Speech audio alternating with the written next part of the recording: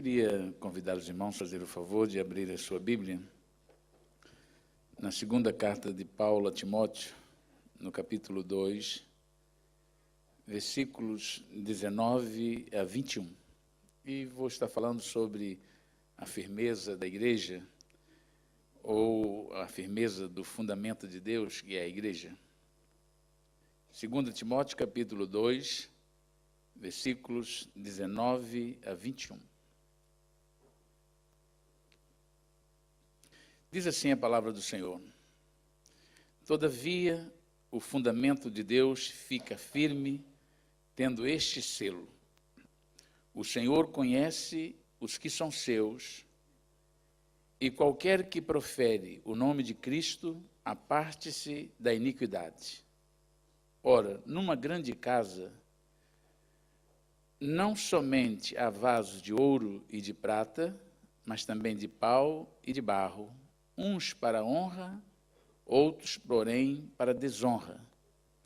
De sorte que, se alguém se purificar dessas coisas, será vaso para honra, santificado e idôneo para uso do Senhor e preparado para toda a boa obra. Amém. Meus prezados irmãos e ouvintes, você que nos ouve através da internet, ao ver esse vídeo, talvez, saiba, primeiramente, que Deus tem um projeto, Deus tem um plano para as nossas vidas, e Deus tem um projeto para a sua igreja. E talvez você que nos ouve, talvez não esteja assim muito familiarizado com este termo, mas eu quero dizer a você que Deus, Ele conta na sua infinita graça e misericórdia, Ele também conta, tem um sentimento, um desejo de que você possa abrir o seu coração ao ouvir a sua palavra e recebê-lo também no seu coração. Quanto a nós que já servimos ao Senhor, Paulo, ao escrever essa carta a Timóteo, ele fala sobre a igreja, ele usa aqui uma linguagem figurada para falar sobre as variedades dos vasos, das qualidades, e fala que alguns são para honras, outros para desonras, e ele estava falando isso porque havia, nesse contexto, uma preocupação, e ele está escrevendo a um dos seus liderados, um pastor, que era Timóteo, e ele escreve com o objetivo de dar instrução e de exortá-lo também a ajudar que a igreja pudesse ser orientada nesse sentido, e ele fala sobre uma dificuldade existente e que às vezes toca a mim e a si também. Alguns questionamentos. Por que certas coisas acontecem? Por que alguns problemas, algumas dificuldades surgem? E às vezes se nós não conhecemos a palavra de Deus, não tivermos a Bíblia Sagrada como nosso manual, nós às vezes podemos ficar confusos diante de alguma situação. E nessa passagem, Paulo está dizendo que a igreja do Senhor, ela vai permanecer sempre fiel e ela vai chegar até o dia que o Senhor tem determinado para arrebatá-la e nós estaremos para sempre com o Senhor. Isso independente de algumas situações que nós vamos passar a ver. Paulo, o apóstolo, valendo-se do uso figurado, afirma existir diversos tipos de vasos numa casa, referindo-se à igreja, e declara que uns são para honra e outros para desonra. Infelizmente, este quadro retrata a dura realidade, mas, ao mesmo tempo, revela também a possibilidade de transformação que está ao alcance do simplesmente religioso. O que Paulo está dizendo aqui, quando ele escreve, diz, olha, numa grande casa, existe variedade de vasos, uns de ouro, de prata, de pedra, de pau, e uns são constituídos para honra, outros para desonra. E depois ele diz, mas o firme fundamento de Deus, ou seja, a igreja, ela permanece tendo este selo: o Senhor conhece os que são seus. Primeira verdade. E a segunda verdade é que aquele que profere o nome do Senhor aparta-se de todo o mal. Então nós temos aqui uma mensagem de exortação, mas também de consolo para a igreja. E também uma mensagem que traz um despertamento para aquela pessoa que ainda não conhece a Jesus como seu Senhor e seu Salvador. E Paulo vai falar sobre um princípio espiritual para trazer refrigério aos crentes e também alertar as pessoas que ainda não aceitaram o Senhor. É que o Senhor conhece os que são seus. E ele diz que isso é um selo. E nos tempos bíblicos, os selos, como ainda hoje existe, eram os selos ou uma marca, era uma marca feita sobre os animais, sobre bens, sobre pessoas, para que pudesse caracterizar ou identificar o seu proprietário, o seu dono. Então a igreja, ela tem também um selo.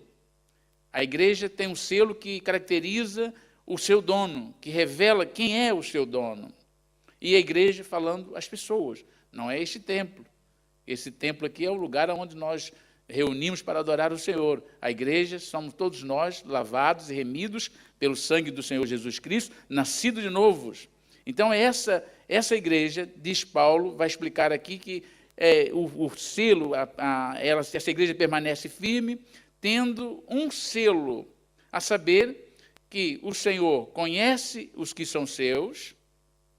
Ninguém precisa, e isso é muito interessante. O Senhor não vai precisar da minha ajuda, não vai precisar da vossa ajuda para que Ele possa conhecer alguém. Geralmente, a nossa mente, que é finita, quando nós não conhecemos alguém nessa multidão de pessoas, ou queremos ter contato com alguém, então, certamente, às vezes, nos valemos de alguém que possa nos apresentar às pessoas. Olha, está aqui o meu amigo, esse é meu amigo, eu o conheço, eu tenho estado com ele, eu tenho acompanhado, eu conheço a sua vida, conheço a sua conduta, é uma pessoa de família, é uma moça de família, é um rapaz de família, é uma pessoa exemplar no trabalho, na escola, nós temos na igreja, então conheço, e apresentar a pessoa, olha, muito prazer, mas com Jesus é diferente. O pastor não vai apresentá-lo a Jesus Cristo dizendo, Senhor, está aqui essa pessoa, eu estive lá na igreja muito tempo, estive lá com eles, congreguei com eles, eu vi a forma deles chegar na igreja, o horário, eles cumprirem as coisas, eu lembro que eles chegavam na igreja, eram até os primeiros a chegar, e o Senhor pode deixá-lo entrar. Com o Senhor é diferente. Ele diz assim, eu conheço os que são meus. Eu sei quem são os meus. E essa é a garantia que nós, como igreja do Senhor, temos da parte de Deus. O Senhor não está preocupado com alguém que vá me apresentar a Ele. Ele sabe quem eu sou. Ele sabe quem tu és. Ele nos conhece. E Paulo diz, permanece firme a igreja, tendo este selo. O Senhor conhece os que são seus, e aquele que profere o nome do Senhor, então se aparta de toda iniquidade. Essas duas verdades estão aqui baseadas neste princípio, que é, primeiro, o Senhor conhece quem é dele. E depois, quem é dele se aparta da iniquidade. Ou seja, nós temos uma forma de nós também nos conhecermos como servos de Deus. Saber que o Senhor nos conhece é maravilhoso, traz tranquilidade para nós. E depois, reconhecer também que se nós somos dele, nós não vivemos em iniquidade. Iniquidade é pecado. Então, nós precisamos de ter essa compreensão. Primeiro, diz que Efésios capítulo 4, versículo 30, Efésios capítulo 4, versículo 30, lemos assim, não entristeçais o Espírito Santo de Deus, no qual estáis selados para o dia da redenção. Ou seja, você, eu e você, nós, temos uma chancela, um carimbo, um selo, estamos selados pelo Espírito Santo para o dia da redenção. E não estou falando do batismo com o Espírito Santo. Este selo não diz respeito ao batismo com o Espírito Santo. O batismo com o Espírito Santo é outra coisa. O selo aqui do Espírito Santo, que todo crente tem, é o Espírito de Cristo que nós recebemos. O Espírito Santo na qualidade de Espírito de Cristo. Quando nós aceitamos o Senhor Jesus Cristo como nosso Senhor e Salvador, nós passamos a ter o Espírito Santo a morar em nós. E Ele é o penhor da nossa salvação. É a nossa garantia de que nós somos dele. E é o Espírito Santo que vai arrebatar a sua igreja. Então nós temos o Espírito Santo como um selo para o dia da redenção. A igreja, que é o fundamento de Deus, permanece sempre firme. Embora muitos poderão, no decorrer da caminhada, desviar-se da verdade, porque isso é possível, ainda que falsos mestres poderão fazer incursões contra a igreja, também é possível. E principalmente nesses últimos tempos, onde tem surgido tanta novidade, onde tanto modismo, onde tem surgido tantas inovações, tentando contrariar a palavra de Deus, tentando desfazer a veracidade da palavra de Deus, confundindo a verdade de Deus em mentira, ou transformando a verdade de Deus em mentira, como está escrito em Romanos, capítulo 1, que os homens eles se embruteceram, endureceram os seus corações e mudaram a glória de Deus em imagem de corruptíveis, de animais, de répteis, de aves, quadrúpedes. E desvaneceram no seu entendimento, mudaram os costumes naturais. E na sua loucura, Deus os entregou os seus sentimentos para fazerem loucuras, para cometerem loucuras. Porque eles não querem conhecer a Deus, não querem saber de Deus. Mesmo que Deus seja conhecido em todas as coisas, eles endurecem os seus corações. Mas o selo de Deus permanece firme. O Senhor conhece os seus. E quem é do Senhor, aparta-se da iniquidade. Então, nestes tempos difíceis, nós vamos ver pessoas que, infelizmente, vão cair pelo caminho. E Paulo está falando num contexto em que ele estava dizendo, olha, Timóteo, você deve cuidar da sua vida espiritual. Você tem que ter cuidado para que você cuide de si, ninguém desfaça da sua mocidade, mas seja um modelo, seja um exemplo fiel na palavra, dedique a sua vida, cuide da sua vida, e não olhe as coisas como fosse uma novidade, mas veja que muitos caíram e muitos vão se levantar, e cita nome de pessoas que foi um embaraço na vida da igreja. Pessoas como Emineu, como outros que trouxeram grandes problemas na igreja, dificultando o trabalho. Ele diz, mas por que, Paulo, acontece isso? Acontece isso porque isso vai acontecer, mas a igreja vai permanecer firme até o fim. É por isso que nós hoje, às vezes, ficamos chocados, porque nos nossos dias também enfrentamos coisas difíceis. Há pessoas que alguns já não querem mais caminhar, alguns já voltaram atrás. Algumas pessoas estão escandalizadas, outras estão machucadas, feridas, e dizem, eu não quero mais para a igreja. Eu acho que não está certo, a igreja não é isso, eu tinha uma visão diferente. Mas Paulo diz, a igreja do Senhor vai permanecer firme até o fim, porque Deus é poderoso para guardá-la. Ainda que muitos desviem da verdade, ainda que surjam muitos falsos mestres e mensagens de mentiras e enganos, a igreja vai permanecer fiel até o fim. O Senhor vai continuar sendo o Senhor, o Senhor vai continuar na liderança da igreja, o Senhor vai continuar sendo o Senhor da igreja, porque Ele conhece os que são seus.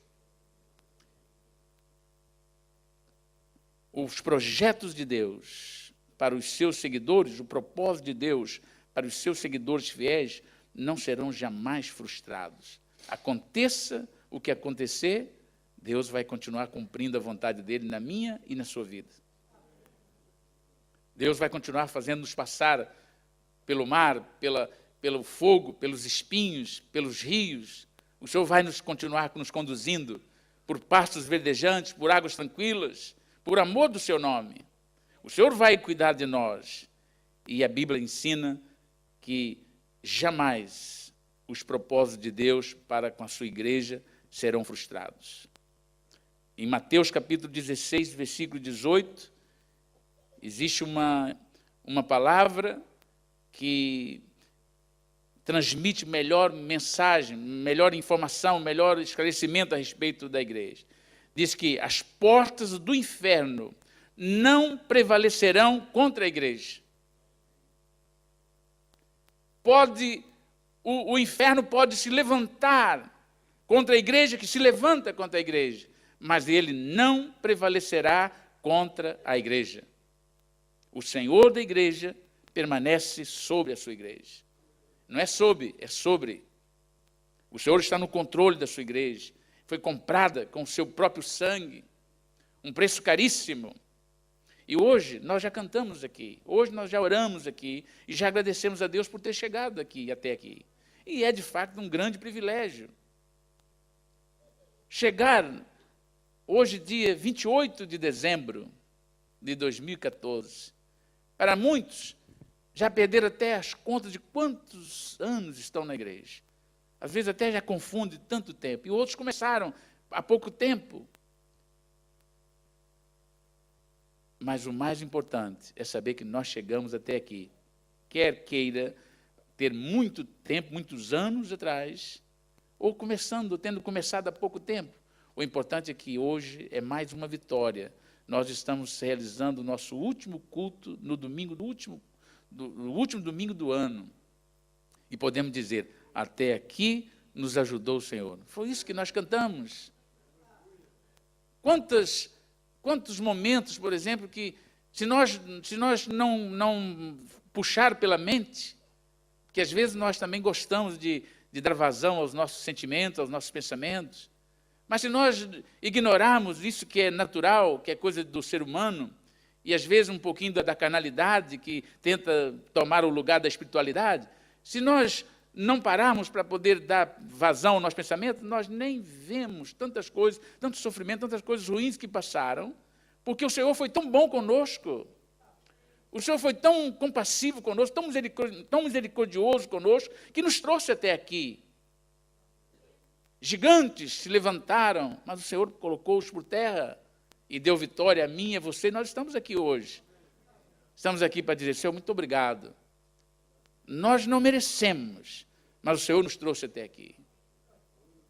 E isso é bom demais, saber que o Senhor cuidou de nós até aqui. Algumas pessoas não compreenderam nessa passagem dos anos, algumas pessoas não compreenderam. Ouviram a mensagem de Deus, ouviram a palavra de Deus, e até foram tocados pelo Senhor, sentiram nos seus corações aquele arder assim, pela palavra de Deus, e alguns até aceitaram o Senhor e disseram, olha, é isso que eu queria para a minha vida, e eu preciso realmente, mas eu quero ver, agora o Senhor eu vou entregar minha vida para Jesus e vai acontecer isso e aquilo. Talvez alguns até acreditaram em falsos fundamentos para a sua vida espiritual. Alguns talvez até alimentaram alguma ilusão relacionada com o seu caminhar como cristãos. Pensaram, agora, no final do ano, eu vou conseguir esse ano de 2014, vai ser o ano da minha virada. Eu vou chegar no final do ano, o meu Mercedes vai estar na porta. Eu agora, quando chegar no final do ano, esse ano de 2014, é um ano que vai ser o meu ano da minha sorte, tudo vai mudar. E a palavra de Deus diz que vai acontecer isso, acontecer aquilo. E pessoas, até ouviu muitas mensagens, às vezes, que os exortou a confiar aqui, e não aconteceu. Mas o facto dessas pessoas terem ficado desiludidas foi porque a visão que elas tiveram do reino de Deus não era de acordo com a vontade de Deus. Não estava fundamentado na palavra de Deus. Estava fundamentado, talvez, em pressuposto de que a vida aqui é o céu, e nós estamos aqui, que aqui é o nosso lugar. Nós aqui somos peregrinos, passageiros. Estamos sujeitos a aflições. Quem nos chamou diz, olha, vocês no mundo terão aflições, mas tem de bom ânimo. Eu venci. Ele diz, não é no mundo que vocês vão ficar, vocês não são do mundo. Estão no mundo, mas não são do mundo. Eu vou para o meu Pai, vou e voltarei, e quando eu voltar, vos levarei para que onde eu esteja, estejais vós também. Eu vou preparar lugar. Quando tiver tudo pronto, eu voltarei. Se não fosse assim, eu vos diria. O Senhor está esperando o momento certo para vir buscar a mim assim. Nosso lugar não é aqui. Aqui nós estamos passando. Aqui estamos sujeitos a enfermidades. Quantas pessoas fizeram projetos para 2014? 2014 eu vou fazer o seguinte, eu vou aproveitar a vida, eu vou viajar, eu vou para tal lugar, eu tenho uns sonhos para ir para tal lugar, assim, e vou aproveitar 2014 e vou. Ficaram doentes. Algumas pessoas adoeceram e não puderam, talvez, nem caminhar para a igreja, quanto mais viajar. São coisas que podem acontecer na nossa vida. Quantas pessoas tiveram dificuldades, passaram por momentos que não contavam com eles. Momentos de aflições. É possível acontecer. Nós, às vezes, nem sabemos o que está acontecendo na vida dos nossos irmãos, mas aconteceu. Se não aconteceu aqui, aconteceu na igreja, em toda a face da terra. Nossos irmãos, em toda a face da terra, sofreram. Existe hoje a igreja perseguida. Irmãos nossos sendo mortos pela fé que eles têm em Jesus Cristo. Nós não estamos aqui, às vezes nem paramos um minuto para orar por eles, mas este firme fundamento permanece tendo este selo: o Senhor conhece os que são seus. E quem professa o nome do Senhor, aparta-se da iniquidade. Jesus Cristo, ele diz assim, em João capítulo 10, versículo 14, ele diz assim: eu sou o bom pastor. Eu conheço as minhas ovelhas. E das minhas ovelhas eu sou conhecido. É maravilhoso saber que nós não temos como ficar preocupados. E isso traz para nós uma tranquilidade, porque nós sabemos assim, nós temos um Deus, temos um Senhor que é o nosso pastor e que me conhece, ou que conhece a mim, sabe quem eu sou. E nós também sabemos quem Ele é. Ele diz: eu conheço as minhas ovelhas e das minhas ovelhas eu sou conhecido. Nós não seguimos um Deus estranho. Nós não seguimos um Senhor distante de nós. Nós temos um Senhor que relacionamos com Ele, que é o nosso amigo, a quem nós nos confidenciamos, abrimos o nosso coração, nos apresentamos a Ele, colocamos diante dEle as nossas causas, nossas necessidades. Podemos falar com Ele em qualquer momento, abrir-nos com Ele. Esse Deus que relaciona com o ser humano, Ele diz: eu conheço as minhas ovelhas, e delas eu sou conhecido. Em João ainda, capítulo 2, versículo 23 a 25, tem uma passagem bíblica que nos fala um pouco mais sobre esse conhecimento de Jesus a meu respeito e a seu respeito, que é impressionante. Impressionante, força de expressão, que é tranquilizador. Diz assim a palavra, versículo 23 de João, capítulo 2, e até o versículo 25. Diz assim: estando ele, Jesus, em Jerusalém pela Páscoa, durante a festa, muitos, vendo os sinais que fazia, creram no seu nome. Mas o mesmo Jesus não confiava neles, porque a todos conhecia e não necessitava de que alguém testificasse do homem, porque ele bem sabia o que havia no homem. Ou seja, ele conhecia o coração e conhece o coração. E isso para mim, e penso que para os irmãos também deve ser uma fonte de alegria, porque nós não temos que fazer força nenhuma. Nós não temos que procurar nos apresentar de maneira nenhuma, nem representar. Nós somos o que somos e o Senhor sabe quem nós somos. E ainda que nós falemos, o Senhor está vendo o nosso coração. Ainda que eu consiga mudar por fora, se eu não houver em mim uma mudança interior, o Senhor vê. O Senhor vê o que está no nosso coração. Então o Senhor diz assim: algumas pessoas viram os milagres que ele fazia e até acreditaram, esse realmente é o Messias. Mas o Senhor Jesus olhou para eles e disse, esses eu já conheço. E não precisava que ninguém fosse dizer, olha, o Senhor não confia, cuidado, o Senhor não confia nisso. Às vezes é assim que as pessoas fazem. Nós seres humanos, eu já contei aqui uma vez, que quando eu cheguei num lugar, numa determinada igreja, me apresentaram uma pessoa como o inimigo da igreja. Foi uma bênção da igreja aquele homem.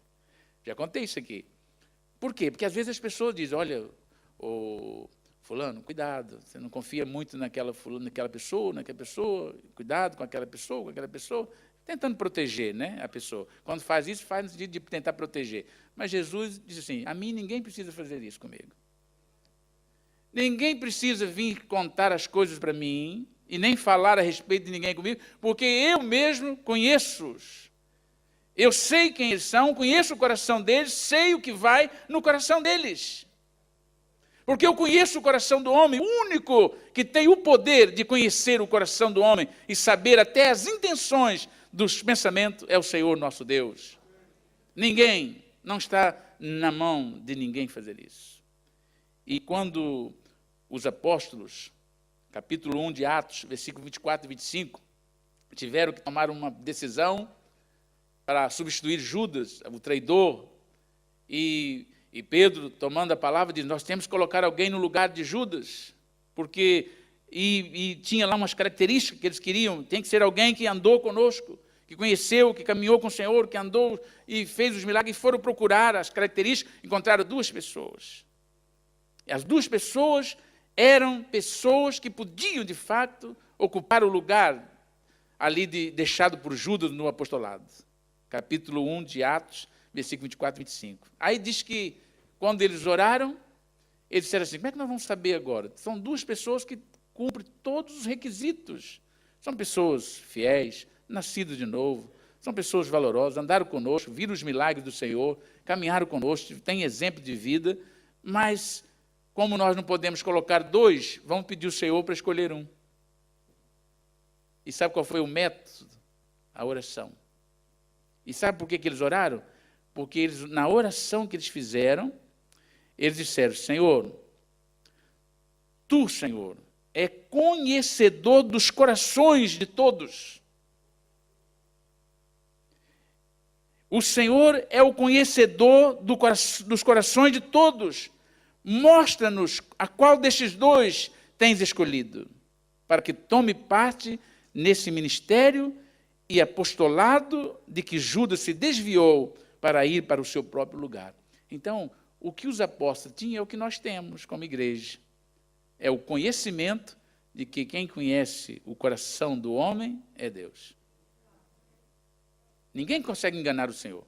Talvez você que me ouve agora, por esse serviço de internet, ou ao ver esse vídeo, talvez até aqui presente, não conheço todos, não sei qual é o seu relacionamento com Deus, talvez você possa até pensar assim, Deus não sabe o que vai no meu coração.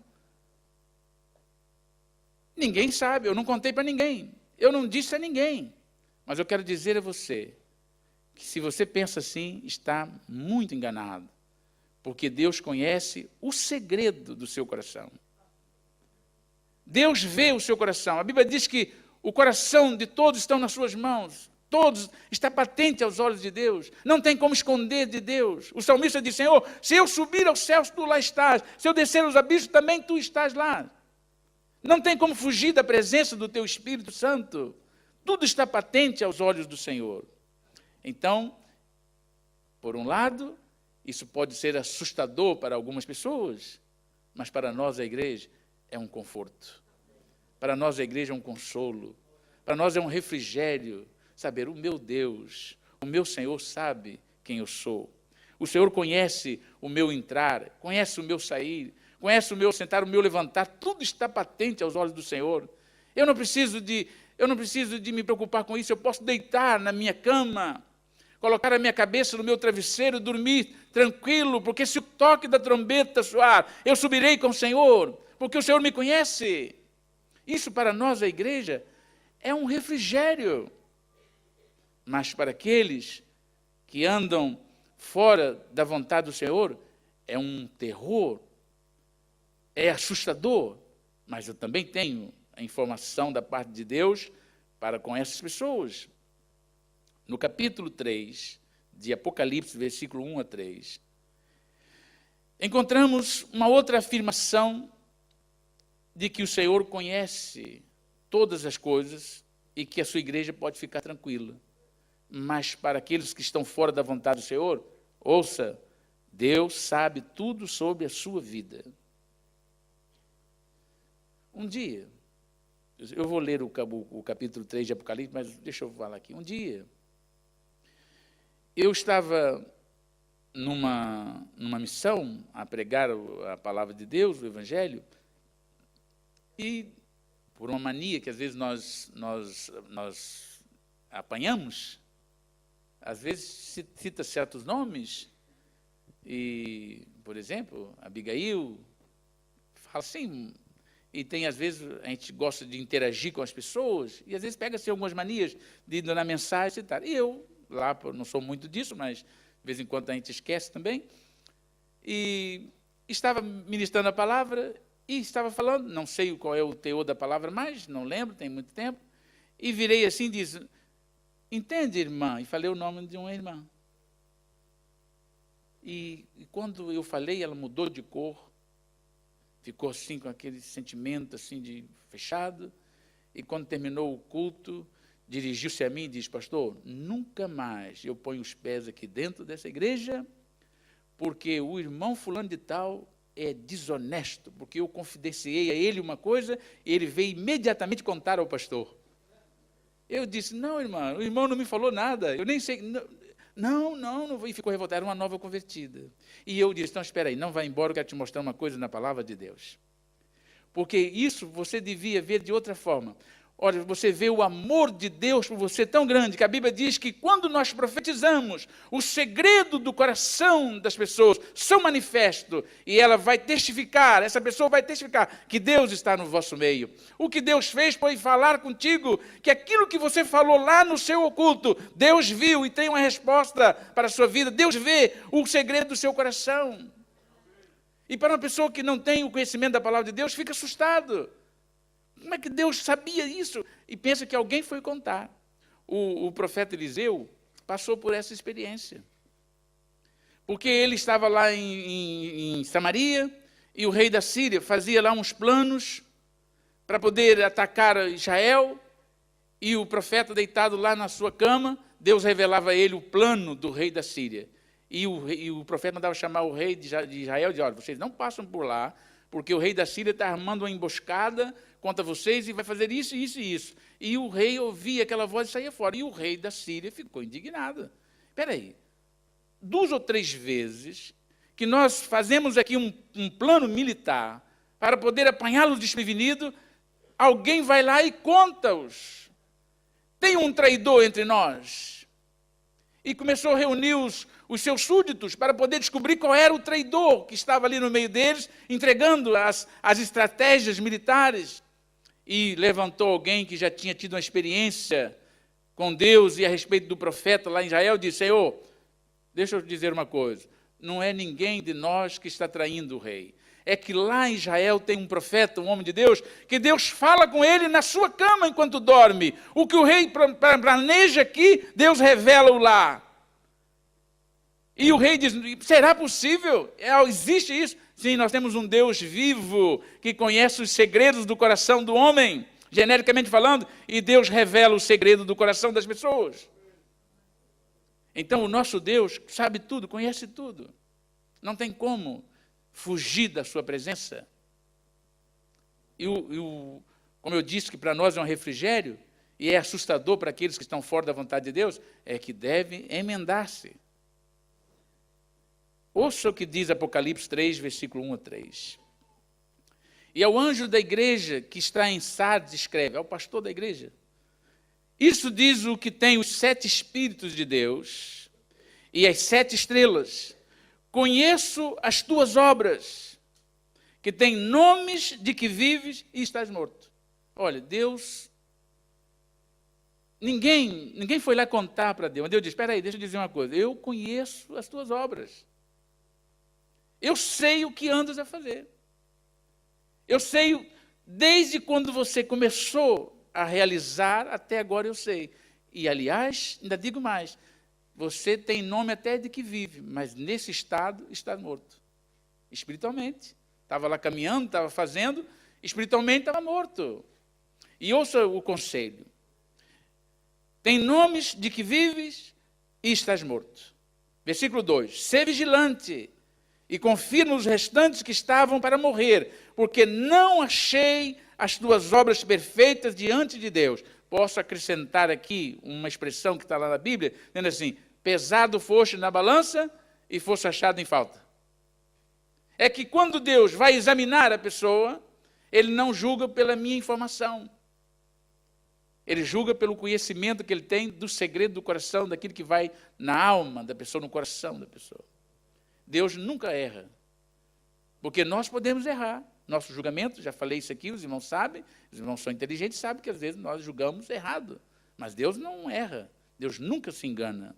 Então ele diz, você ser vigilante, porque eu fui pesquisar e achei as tuas obras não perfeitas diante de Deus.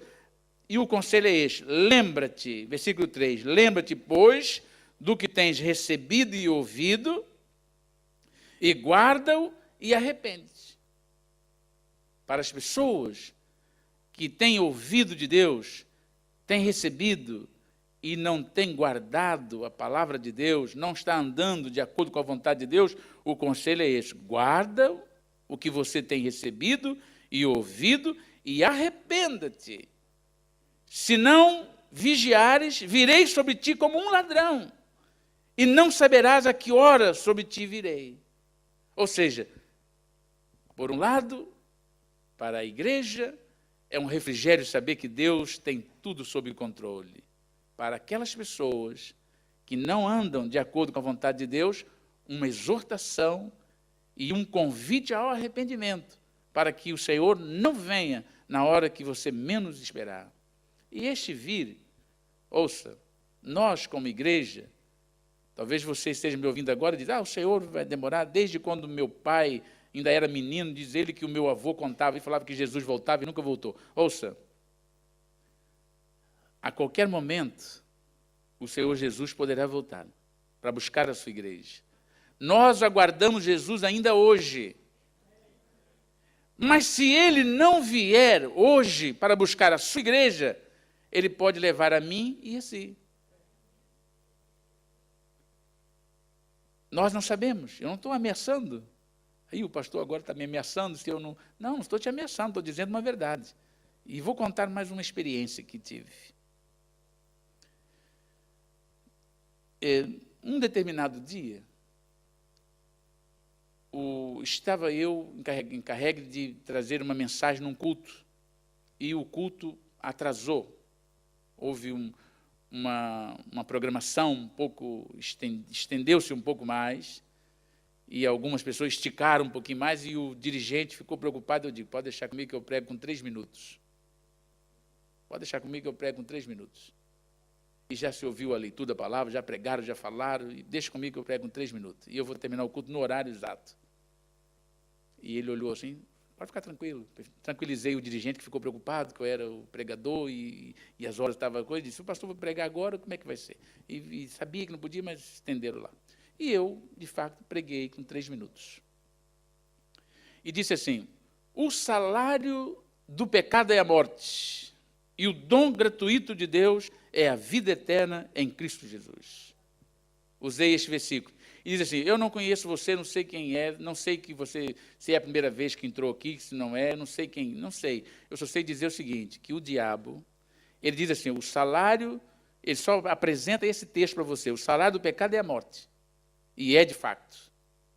Porque a recompensa pelo pecado é a morte eterna. Mas o dom gratuito de Deus é a vida eterna em Cristo Jesus. Se aceitar a Jesus, teus pecados serão perdoados e você terá a vida eterna. Deus abençoe os irmãos. Aí, não levanta não, estou contando o testemunho. Aí quando Terminei e o pastor disse, pastor, a bênção apostólica, eu empreitei a bênção apostólica. 3 minutos. Quando os irmãos estão saindo, eu vi que os irmãos voltaram correndo, uma multidão de pessoas aglomeradas na porta voltaram correndo, e eu só ouvi os estampidos de tiros. A pessoa foi alvejada na porta da igreja. Ela, fugindo de alguém que estava perseguindo, entrou na igreja e tentou esconder na igreja. E enquanto o culto estava ali acontecendo, essa pessoa entra, nós não vimos. Não sabemos quem entra na igreja. Não sabemos quem são. Mas ela entrou para ouvir essa mensagem. E quando ela sai, as pessoas estavam esperando lá fora e o matou, na porta da igreja. Foi se diz, um temor na igreja. Porque a igreja ouviu uma mensagem de 3 minutos. Mas viu que Deus falou com aquela pessoa. E nós ficamos com a consciência de que Deus deu uma grande oportunidade àquela pessoa para que ela se arrependesse dos seus pecados e ouvisse que o salário do pecado era a morte, consequência do pecado, mas que o dom gratuito de Deus era a vida eterna em Cristo Jesus. O que eu quero dizer é que nós não sabemos a hora que nós vamos partir. Não sabemos. Então, o conselho de Jesus para essas pessoas é o mesmo que é para nós como igreja. Olha, guarda o que você tem recebido, guarda aquilo que Deus tem te dado, coloca as coisas no lugar, e se está fora do lugar, arrependa-se, porque senão virei sobre ti como ladrão, e não saberás a que hora virei sobre ti. Ou seja, quando menos esperar, é aquilo que acontece. Ei, se eu soubesse, não tinha feito isso. A segunda verdade, para terminar, a segunda verdade desse selo é que Deus diz que qualquer pessoa que conhece o Senhor, que professa o nome do Senhor, professa o nome de Cristo, essa pessoa vai apartar-se da iniquidade. Ou seja, a iniquidade é pecado e a Bíblia afirma que a misericórdia divina está sempre ao dispor de quem se arrepende dos seus pecados. Ou seja, uma pessoa, quando ela diz, não, eu sou de Cristo, eu conheço a Jesus, eu aceitei a Jesus, essa pessoa vai fugir da iniquidade, ela vai apartar da iniquidade. Por outro lado, Provérbios 28, 13 diz que o que encobre as suas transgressões nunca prosperará. Nunca. Pode passar ano que vem, mês que vem, e daqui mais uns 3 meses eu vou fazer, mas não vai prosperar. Mas cedo ou mais tarde, essa pessoa vai sofrer as consequências das suas transgressões. Porque ela nunca prosperará, nunca vai passar, dizer assim, ninguém viu, Deus não viu, não vai saber, não é verdade. Por outro lado, este mesmo versículo diz na sua parte B, que aquele que confessa e deixa as suas transgressões, esse alcançará do Senhor a misericórdia. Então, qual é o melhor? Confessar, deixar as transgressões e voltar-se para os braços do Senhor. Apartar-se da iniquidade é uma atitude natural que caracteriza o crente salvo. Todo crente salvo não vive em iniquidade. Vive fugindo da aparência do mal até. E esta é uma característica natural. Não é nada, hoje é domingo, estou na igreja, vou fazer assim. Não, é natural. É na igreja, é na sua casa, é no trabalho, é na escola, é em viagem, é em outro estado, em qualquer lugar que estiver. A natureza, a atitude natural que caracteriza um crente salvo é fugir ou apartar-se da iniquidade. O Salmo 1 diz assim, bem-aventurado aquele que não se assenta na roda dos escarnecedores, que não detém no caminho dos pecadores. E esse é o crente salvo, não está misturado com isso. Então, o fundamento de Deus tem este selo, com essas duas verdades. O Senhor conhece os que são seus, e quem é dele, aparta-se da iniquidade. Viver uma vida de iniquidade e professar conhecer o Senhor não combina. Então, o conselho de Deus é que deve arrepender-se e voltar-se para o Senhor. Em Lucas, melhor dizendo, 14, versículo 26, 27 e 33, o Senhor Jesus diz que se alguém vier a mim e não aborrecer a seu pai, não aborrecer a sua mãe, a sua mulher, os seus filhos, irmãos e irmãs, e ainda também a sua própria vida, não pode ser meu discípulo. E qualquer que não levar a sua cruz e não vir após mim, não pode ser meu discípulo. Assim, pois, qualquer de vós que não renuncia a tudo quanto tem, não pode ser meu discípulo. Aborrecer aqui significa amar menos as pessoas do que a Jesus. Porque não se pode amar o Senhor igual eu amo meu pai.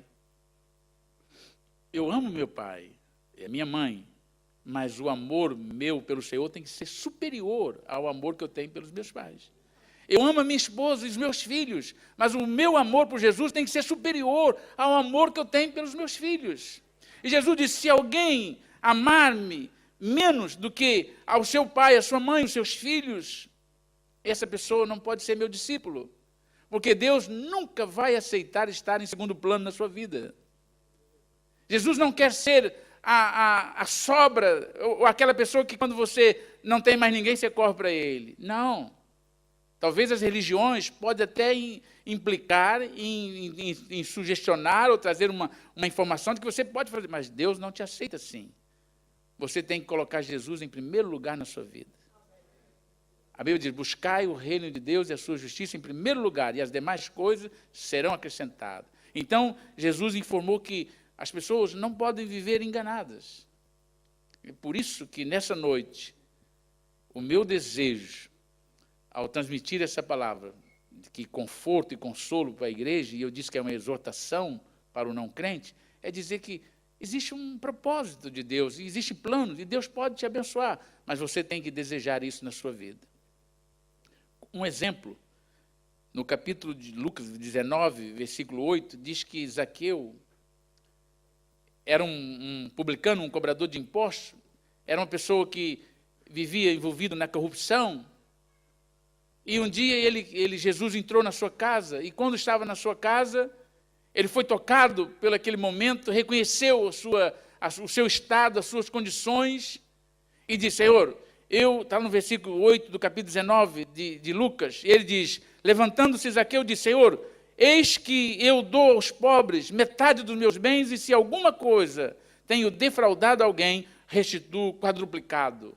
Eu disse, eu tomei uma decisão, eu quero apartar de tudo aquilo que é iníquo, eu quero viver uma vida de retidão. E o Senhor olhou e disse, olha aí, hoje houve salvação nessa casa. Porque este também é filho de Abraão, eu vim buscar o que havia perdido. Mas a decisão de Zaqueu, aquela posição, aquela atitude, mostrou que ele realmente queria mudança na sua vida. E se você quer uma mudança na sua vida, se você quer ter o perdão dos seus pecados, se você quer ter salvação da sua alma, você tem que tomar uma decisão de mudança. Você não pode achar que pode caminhar de qualquer maneira, de qualquer jeito e vai dar tudo certo. Não vai dar tudo certo. Só dará certo se você apartar da iniquidade e voltar-se para o Senhor e andar em retidão de vida perante o Senhor. Eu não consigo. Cabe a Ele, o Senhor, te ajudar, como ajuda a mim e a nós. O Senhor vai nos fortalecer e vai nos ajudar para que nós possamos cumprir a sua vontade. Mas nós precisamos querer estar nas suas mãos. Para concluir, concluo lendo um capítulo 18 ainda, de Lucas, versículo 18 a 30, que tem aqui uma mensagem que ilustra a diferença existente entre o legalismo religioso, que é o que muitas pessoas às vezes vivem, estão fazendo muitas coisas, mas não nasceram de novo, não querem estar, são aqueles vasos que às vezes servem de vaso de desonra, porque causam tantos prejuízos.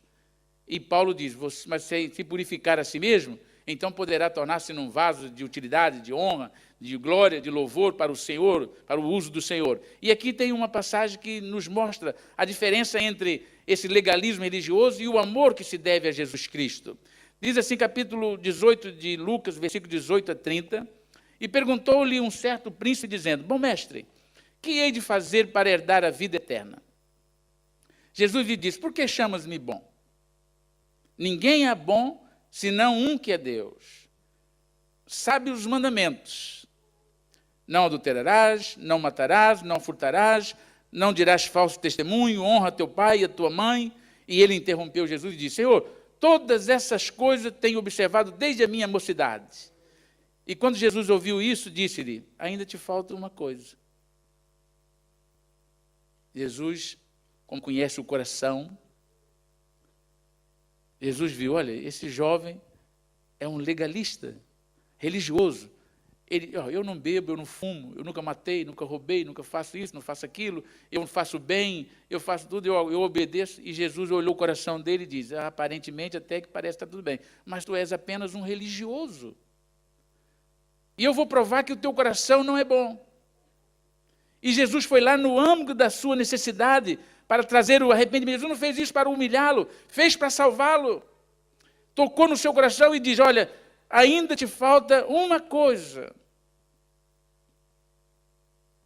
E ele ficou esperando, diz, talvez eu esqueci algum mandamento.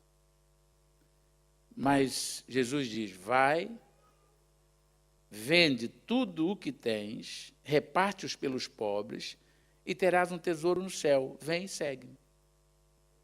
E aquele homem era um homem rico, nada contra a riqueza.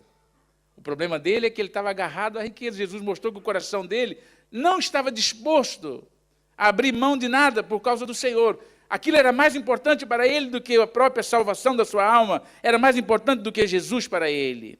Então, vendo ele, quando ouvindo isso, ele ficou muito triste, versículo 23, ficou muito triste porque era muito rico.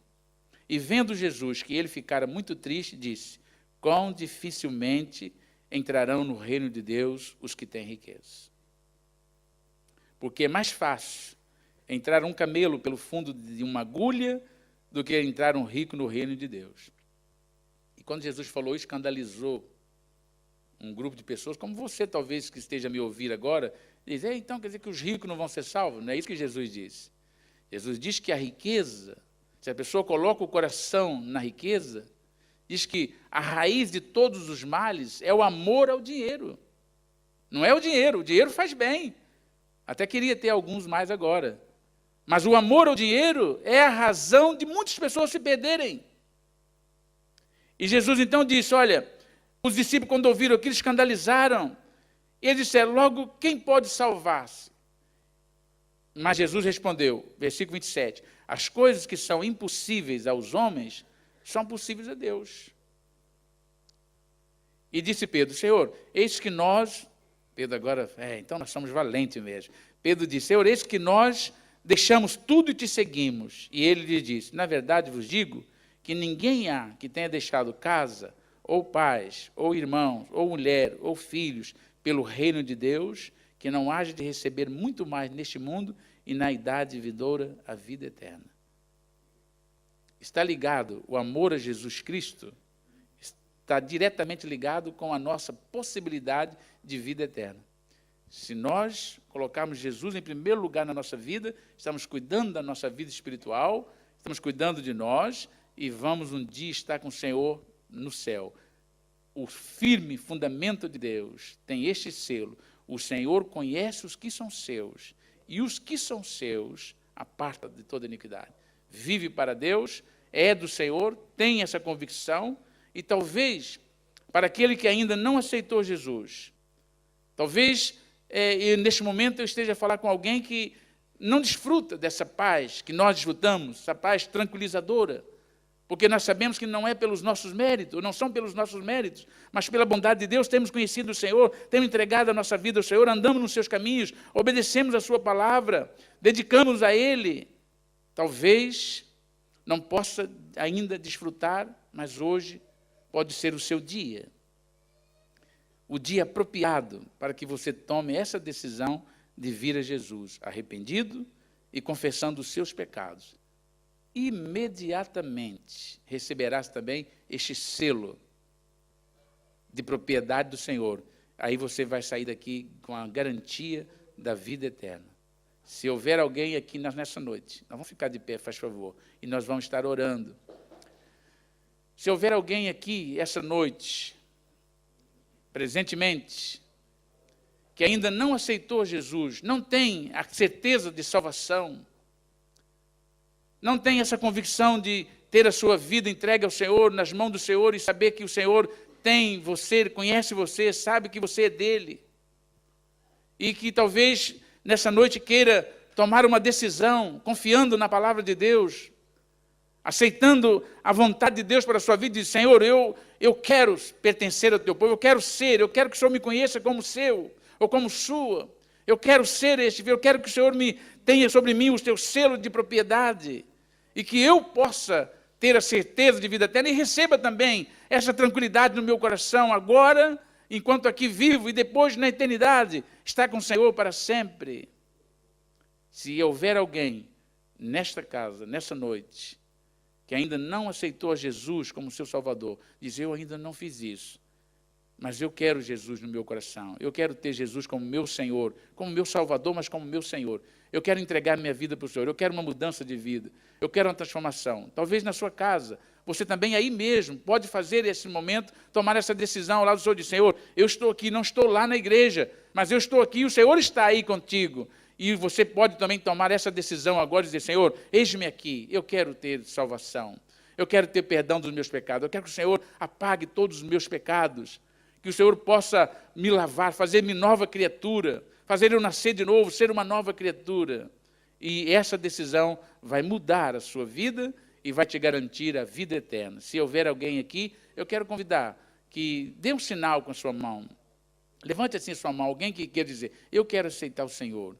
Eu quero essa mudança de vida para a minha vida. Eu quero essa transformação. Eu quero... Deus abençoe. Tem ali uma senhora, uma jovem. Deus abençoe. Mais alguém, se tiver mais alguém, na sua casa, no seu escritório, onde quer que esteja, se você estiver ouvindo agora e também quer, aí mesmo onde você está, diz: Senhor, olha, eu preciso, eu quero também, Senhor, eu quero uma mudança. Eu quero a salvação, eu quero o perdão dos meus pecados. Eu quero que o Senhor me conheça. Eu quero também passar a conhecer o Senhor. Eu quero conhecer a sua voz. Eu quero ouvir a tua voz. E nós vamos orar por você. Amém? Nós vamos estar orando.